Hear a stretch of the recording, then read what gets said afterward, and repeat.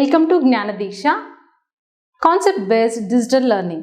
I'm P.Shilpaveni, working in Social Welfare School, Narmetta, Jangam. Hope all of you are safe at your homes. Follow all measures to be safe from coronavirus. Okay? Let us start our session. Hope you might have observed the program of Haritaharam. People use it to plant a large number of saplings. Can you guess how do this large number of plantlets are available for them? Yes, they might be getting from nurseries. So children, how do nurseries, in nurseries they are growing saplings? They sow seeds and regularly water them. Then they are growing the Yes, they might be getting from nurseries. So children, how do nurseries getting these saplings? They sow seeds and water them regularly, but that process takes long time, isn't it? There is an alternative technique to grow these plants in a short duration, that is vegetative propagation. Today, let us discuss some of the techniques involved in vegetative propagation in our session. Okay? Vegetative propagation is one of the methods in which the parts of a plant, that is stems, roots, taken to produce new plants within a short period. If you observe your parents, they might have used to plant rose or jasmine type of plants with this technique. This process of vegetative propagation is vastly used method in agriculture and horticulture. In this session, let us discuss about the principles, methods and applications of vegetative propagation in plants with suitable examples. Okay? Right. The vegetative propagation, one of the mode of asexual reproduction in plants which does not involve any fusion of gametes. Only the vegetative parts of a plant like roots, stems, leaves get separated from parent gives rise to a new individual plant. The separated part of the plant has meristematic cells in it having the capacity of totipotency. Here, totipotency is the capacity of a single cell divides and produces a new individual plant. The plant part involved in this process is called vegetative propagule, which divide and produce a new individual plant. There are different types of vegetative propagation types. Here, let us discuss about two types of methods. The first one is natural method. Second one is artificial method. You can see here these are the natural methods of propagation occur by roots, stems and leaves. And these are the artificial methods involves cutting, layering and grafting. Let us see in a detailed manner. First method is propagation by roots. Here tap roots and adventitious roots will help in the propagation. The tap roots of some plants develop adventitious buds on them, which gives new individual plant. These adventitious buds consist meristematic tissue which is capable to produce new plant. For example, you can observe so many baby plants at the roots of Murayar curry leaf plant and a gouache species also. In Dalbergia sisu-like plants, we can also observe this type of propagation. In some tubers like sweet potato, modified adventitious roots stores food materials and which possess buds on the tubers. Whenever they get favorable conditions, produces a new plant. Here, the modified root helps in storage of food and also it is a mechanism to survive from the unfavorable conditions such as drought or winter. This process is called perennation and the organ which is helping for it is called as organ of perennation. Here root is acting as an organ of perennation. In some plants, buds on the old roots of dahlia produces a new plant also. These are all the methods of propagation by the roots. This is the second method, that is propagation by stems, in which a part or whole stem, otherwise modified structures of stems involved in production of a new plant. Here we can see three subtypes of stem modifications. First one is aerial stem modification, which helps in the propagation of plants. And here we are going to discuss about formation of bulbils. Second one is subaerial stem modification, which consists 4 subdivisions, that is formation of runners and stolons, suckers and offsets, which are going to give rise a new individual plant. And the third one is underground stem modifications. Here we have 4 subtypes, that is first one is rhizome, second one is corm, third one is stem tuber and fourth one is bulb formation. Let us see one by one, and here it is the first one, that is aerial stem modification, which helps in the reproduction. Here aerial parts of a stem modifies into thorns, tendrils, cladode-like structures, but they are not going to helpful in the reproduction. But the formation of bulbils, which is the only aerial stem modification, helps in the reproduction. You can see here, this is Agave americana plant. The stem modifies into bulbil-like structure and stores food material. Here vegetative buds developed in the bulbil grow into a new plant. These bulbils also shows organ of perennation, and what is organ of perennation already we discussed earlier. You can see them in the picture also. And the second type is stem modifications, which are aerial stem modifications. In this type, half of the stem is in the air and half of the stem is present below the ground level. So that's why we consider them as a subaerial stem modifications. So the part of subaerial stem modification is going to give rise a new plant. Here is the first type, that is runner. We can see these runners in cynodon plant. Also we can call it as Bermuda grass, and which is the first picture, that is cynodon, and the second picture is the oxalis. Look at this video. The stems are weak in these plants. That's why the species of here Hydrocotyl vulgaris, the stem consists many nodes and internodes. So a branch of stem runs parallel along the surface of the ground. Wherever these stem touches the ground, the stem produces adventitious roots and leaves. Thus, it is going to give rise a new single plant. This branch is called as runner. Here, when we separate this runner, then it is going to give rise a new plant. And these are the 2 other species which are examples for runner, that is Nipia species and oxalis plants. This is about runner.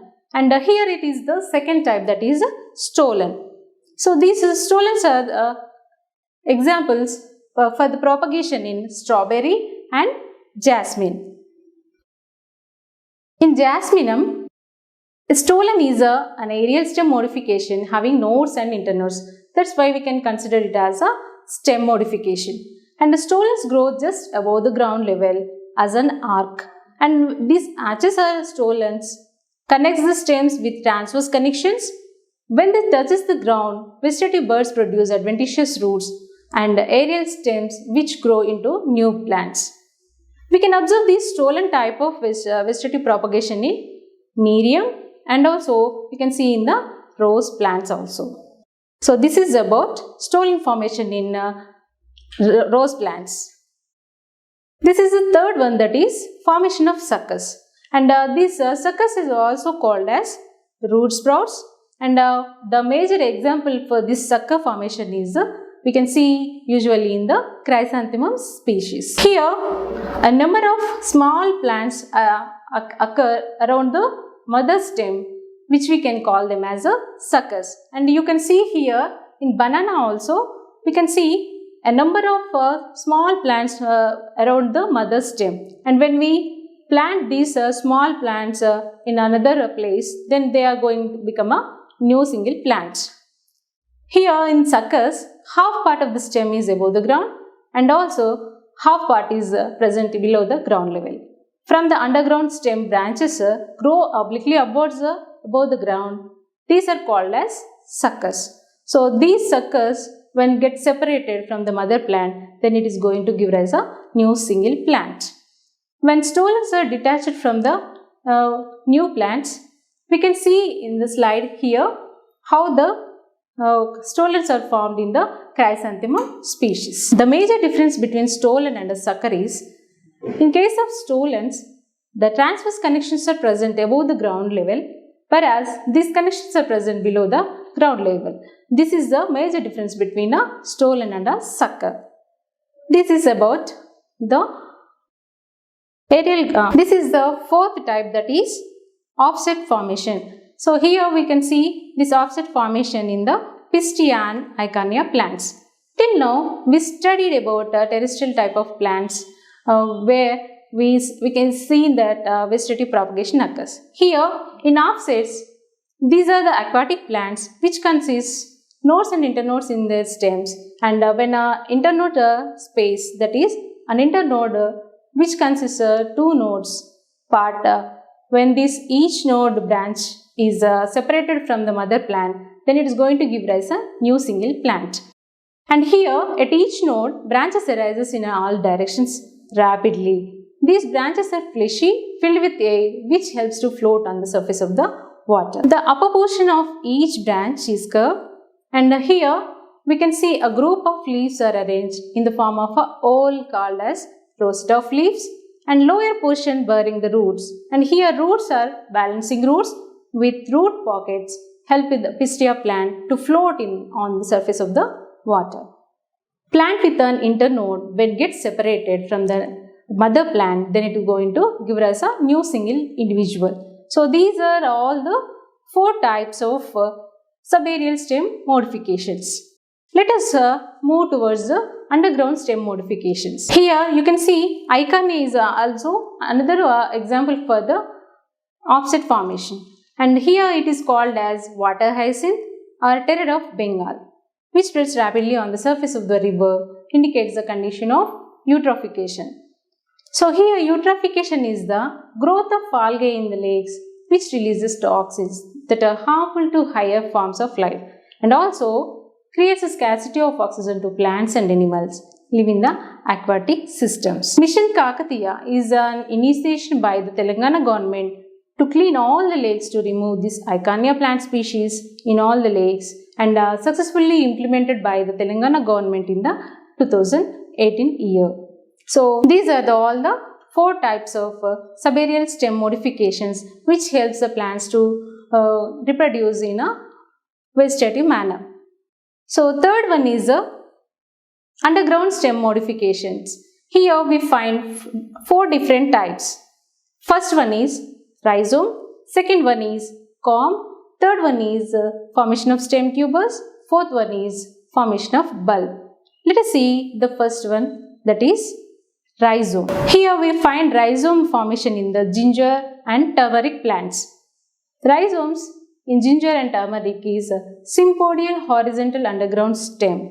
So this stem presents below the ground level, and the stem consists nodes and internodes. That's why we consider it as a stem. And here the main axis of the stem is formed by many single additional branches. That's why this concrete structure is called as a rhizome. In ginger, at each and every node, brown scaly leaves are present.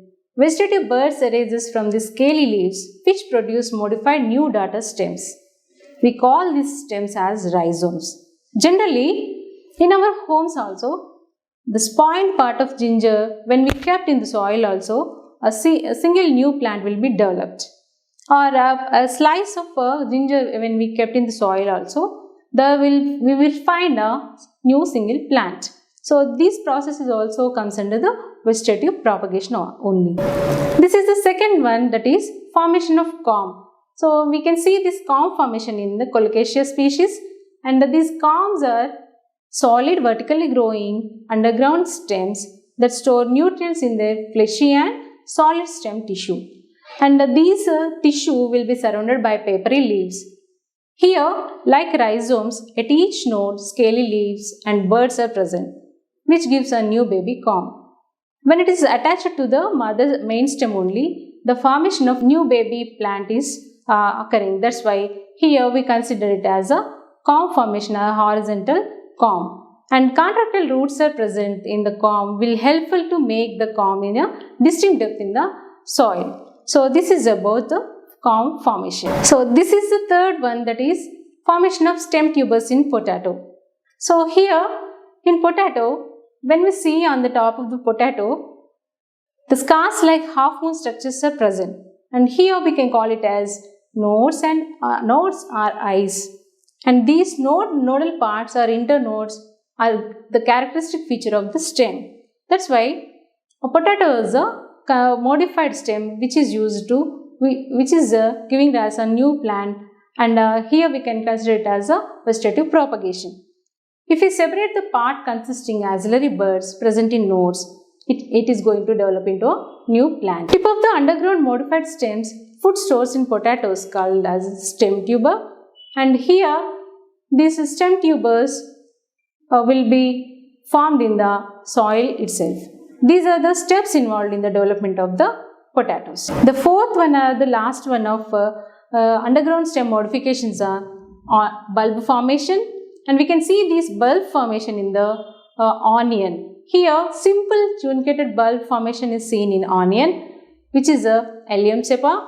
Compound truncated or imbricate bulbs will be seen in garlic or allium sativa. In onion, bulbs are underground stem modifications, consist of compact disc-like structures with adventitious roots. Fleshy leaves occur under the ground level, and they are very plump and layered manner, covered with scaly leaves or tunica. And aerial leaves or strings of onions grow above the ground level, which helps in the photosynthesis. Here we can see two types of vegetative buds. Axillary buds grow into a new plant, and apical buds which are in brinjal. Here you can see in a brinjal color one, which is giving rise to a inflorescence. In garlic, also compact disc-like stem with adventitious roots present. From the stem, leaves are arises which encloses the swollen edible part called as clove, and all these cloves are covered by tunica scaly leaves, considered as a modified stem, and it is called as a compound bulb. So here this separation of a single clove will also giving rise to a new plant. That's why here we can consider it as a stem modification is again helping in the propagation. This is the third one, that is propagation by leaves. Here a small part of a leaf is separated and planted in the soil. Then it is going to give rise to a new single plant. In some succulent plants like bryophyllum, leaves are very thick and filled with water. Here epiphyllous burst formation can be seen along the margins of the leaves. The leaves, when in contact with moist soil, develop into new plantlets, and here we can also cut a small part of a leaf and plant it into the soil. That is, it is also going to become a new plant. So this is about propagation by leaves, otherwise wet leaves. And in begonia-like species, we can also use dry leaves, and the dry leaves also going to give rise a new single plant. These are all the natural mechanisms with which vegetative propagation occurs by stem, roots and leaves. And here it is the last one, that is formation of slits, that is a slip or a tiny plantlet that grow at the base of a fruit, which gives a, when it is separated from a fruit, then it is going to become a new single plant. We can see this special type of slips formation in the pineapple species. So these are all natural methods. Now let us discuss about artificial vegetative propagation types. Here, in artificial manner, the plant propagation takes place by different types of methods, and this process is mainly used by the agriculturists and horticulturists to produce a large number of varieties of plants which are giving different types of flowers or different types of fruits, and also there are different types of disease resistant varieties can also be produced with the artificial vegetative propagation methods. Let us go through them. These are the three types of varieties of artificial vegetative types, that is, first one is cutting, second one is layering, third one is grafting techniques. First one is cutting. So here a small part is cut down, and whether maybe it is a stem or a leaf or a root, but various parts of a plant will be planted in the soil, giving rise to a new single plant. Here we can see stem cuttings. We will use the stem cuttings for propagation, that is in a rose plant or sugar cane or pineapple like species. In dahlia like plants, root cuttings were used to grow new plants. And already we discussed that in bryophyllum, when we separated the part of a leaf, it is going to become a new plant. So these are the types of cuttings. And layering, second type is layering. So here in layering, new plants will be formed from the stems of a parent plant without detaching from the parent plant. So here we found two types of techniques, that is, first one is ground layering, second one is air layering. In ground or mound layering, a lower branch of a stem bent down close to the ground and covered with moist soil in such a way that its growing tip remains above the soil surface. After a few days, roots grow from this aerial stem, then detached from the parent plant, it growing into a new independent plant. This is about ground layering. And this ground layering is a common process of vegetative reproduction in jasmine and lemon-like species. In black raspberry species, this process occurs naturally. Second one is air layering. In air layering, an aerial branch is covered with moist mud, which is then covered with a plastic. New roots will develop after some time. This branch grows into a new plant when it is detached from the parent plant. So these are the two methods of layering technique. And the third one is grafting or graftage, which is a horticultural technique in which stems cut from two different plants are attached to grow as a new single plant. This technique will be very helpful to improve beneficial qualities in certain plants. For doing grafting, one twig of selected plant is collected, which is called as scion. This part of stem is joined in the cut of the branch, which is called as stalk, that plant which is growing in the soil. The joined part is covered with wax to prevent from evaporation and infections. The tissues of the stalk and scion join together to form one plant. This method helps to combine desirable features of two varieties of plants into a single plant. Here, grafting is the most commonly used technique in commercially grown plants like mango, citrus, apple and rubber. These are the different types of grafting techniques. That is, first one is whip and tongue grafting. Here, the scion and stalk are cut slanting and then joined. The grafting point is then bound with tape and covered with a soft sealant to prevent dehydration and infection by germs. The difference between whip and tongue grafting is a notch is cut downwards into the sliced face of the stalk and a similar cut upwards into the face of the scion cut. These are the techniques of. So third one is approach grafting, which is used to join together the plants that are otherwise difficult to join. Here, plants are grown close together and then join the parts of the stems so that they will be going to giving rise to a new single plant. So these are the three types of techniques which are involved in the artificial vegetative propagation. So apart from this, here is one interesting technique, that is micro propagation. Here a small tissue is taken from different parts of a plant. Then that part is used in the tissue culture method. Then new varieties will be grown in that tissue culture technique.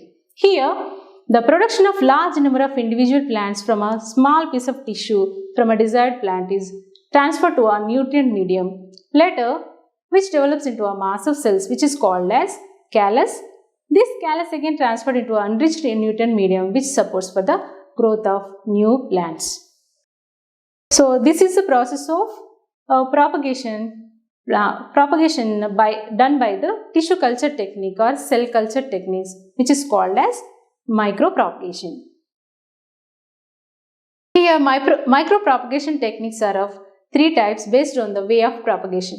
First one is propagation from shoots. Second one is multiple shoot differentiation or de-differentiating the tissue, which is callus, and finally the embryo differentiation from the callus. But these micropropagation techniques require intensive labor, and this often limits their commercial application. So these are the different types of vegetative propagation techniques: natural, artificial and tissue culture techniques. Overall, when we see the actual advantages of the vegetative propagation, these are the advantages. First one is the offsprings are genetically identical, and therefore the advantageous traits can be preserved, and it is a faster method of reproduction.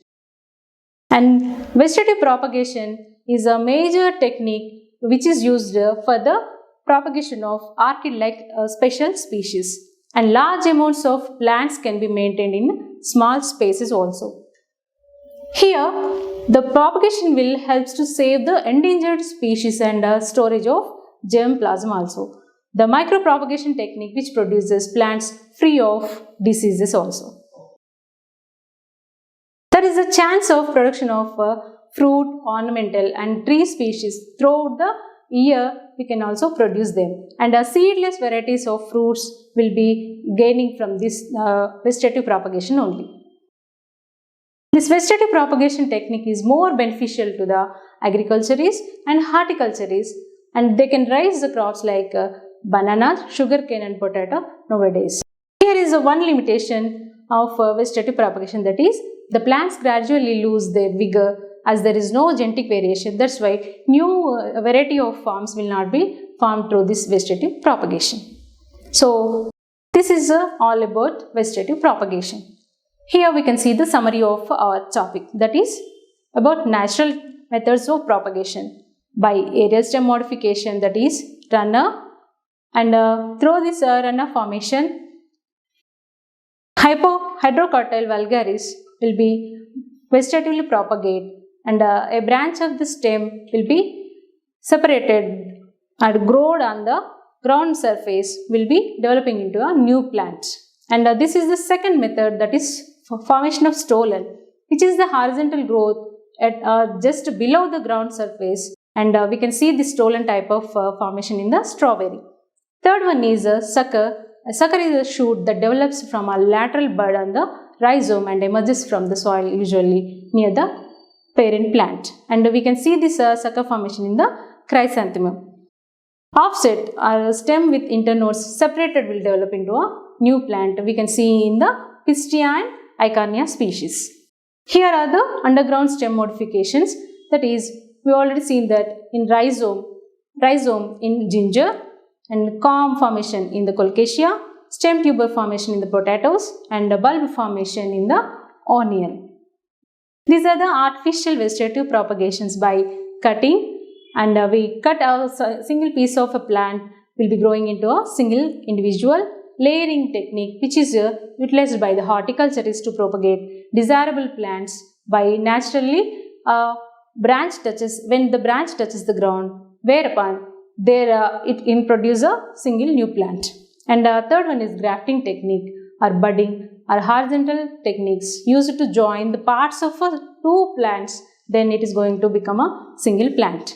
These are the artificial vegetative propagation techniques. And also we already discussed about the advantages and disadvantages of vegetative propagation. So children, this is all about vegetative propagation, and hope you will grow many varieties of plants by using this type of different types of techniques in your home. Okay? Thank you one and all for giving me this opportunity in the Gnana Deeksha program. Thank you.